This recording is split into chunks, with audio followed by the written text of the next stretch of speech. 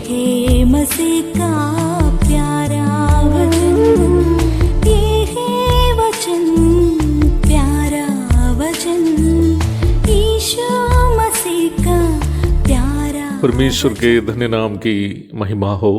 प्रभात मनन के सत्र 1635 में आप सभी का बहुत ही विनम्रता के साथ स्वागत करता हूं। आइए आज के मनन के लिए हम पढ़ते हैं तीतुस की पत्री अध्याय 1 पद 5।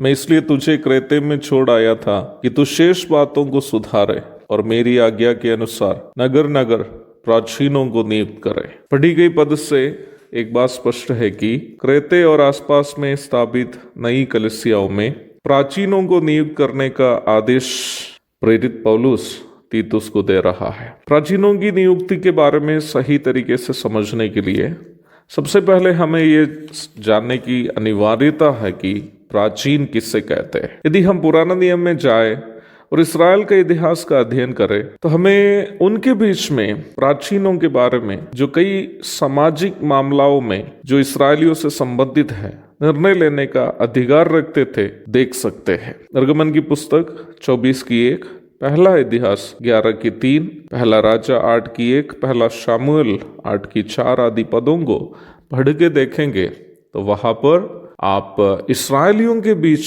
जो प्राचीन थे उनके बारे में देख सकते हैं। प्रभु यीशु मसीह के सांसारिक जीवन काल के दरमियान भी इस्राएलियों के बीच में इस प्रकार के प्राचीन लोग थे जिनको नए नियम में पुरानिया करके अनुवाद किए गए हैं। मत्ती 27 की 1, मरकुस 15 की 1 आदि पदों को पढ़ लीजिएगा। परंतु इन दोनों प्राचीनों के समूह से थोड़ा भिन्न है कलीसियाओं की अगुवाई के लिए नियुक्त किए जाने वाले प्राचीनगण। इफिसी अध्याय 4 पद 11 से 13 तक के पदों के अनुसार उद्धार प्राप्त विश्वासियों को अर्थात कलीसिया को विश्वास में और प्रभु यीशु मसीह के ज्ञान में सिद्धता की और अगुवाई करने के लिए पवित्र आत्मा के द्वारा नियुक्त किए गए 4 प्रकार की सेवकाइयां वहां आप देख सकते हैं, जो क्रमशः प्रेरित, भविष्यवक्ता, सुसमाचार प्रचारक और अंत में रखवाले या उपदेशक है।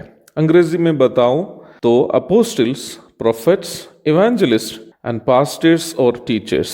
कुछ अनुवादों में प्राचीन के लिए इसी पद में पास्टर्स के स्थान में एल्डर्स करके भी अनुवाद किया है, अर्थात पास्टर्स और एल्डर्स दोनों एक ही है।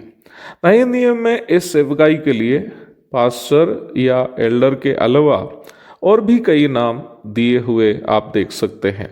पहला तीमुथियुस 3 की 1 में प्राचीन के लिए अध्यक्ष शब्द का उपयोग किया है, जिसे अंग्रेजी में ओवरसियर करके अनुवाद किया है।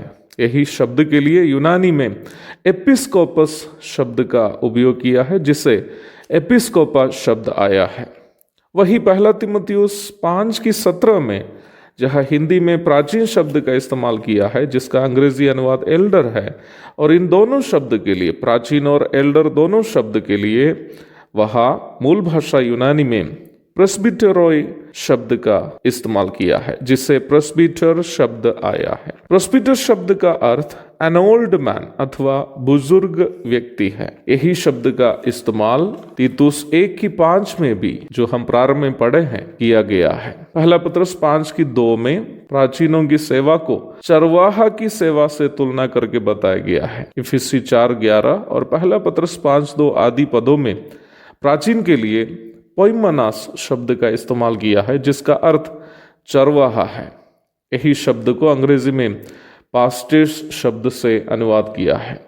प्राचीन के लिए यूनानी में एपिस्कोपस शब्द का उपयोग 5 बार नया नियम में किया है। प्रेरितों के काम 20 की 28, फिलिपी 1 की 1, पहला तीमुथियुस 3 की 2, तीतुस 1 की 7, पहला पत्रस 2 की 25 आदि वे पद है। यही एपिस्कोपस शब्द को ही अंग्रेजी के जो मूल अनुवाद है किंग जेम्स वर्शन बाइबल में यही एपिस्कोपस शब्द के लिए बिशप शब्द का इस्तेमाल किया है। कहने का तात्पर्य यह है कि प्राचीन, एल्डर, अध्यक्ष, पास्टर, बिशप, एपिस्कोपा, प्रेस्बिटर आदि सब अलग अलग पदवी नहीं है, बल्कि एक ही सेवकाई के लिए दिए गए अलग अलग नाम है।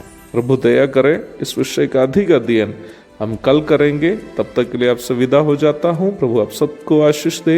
आमीन। भोजन है आत्मा में भूखे कोय, पानी है आत्मा में प्यासे कोय, पालन जो करते हैं उसके लिए आशीष पाने का साधन है ये है वचन, प्यारा वचन, यीशु मसीह का प्यारा वचन।